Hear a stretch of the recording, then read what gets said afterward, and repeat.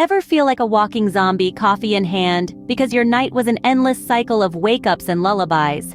You're not alone, and it's not hopeless. Let's turn those restless nights around. Welcome back to Parenting Genie. Struggling with sleepless nights as a new parent? You're in the right place. Today, we're going to share 5 expert-approved tips to help your newborn sleep better, making nights more restful for both of you. Tip 1. Create the ideal sleep environment. Create a soothing atmosphere. A quiet, dark, and cool room sets the perfect stage for sleep.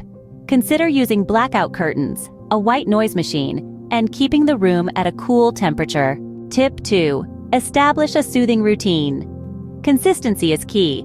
A calming bedtime ritual, including a warm bath, a gentle story, and some cuddle time, can signal to your baby that it's time to wind down. Tip 3. Master the art of swaddling. Swaddle your baby snugly. A proper swaddle keeps your baby's startle reflex in check and mimics the snugness of the womb. Tip 4. Learn to recognize sleep cues. Pay attention to sleep cues.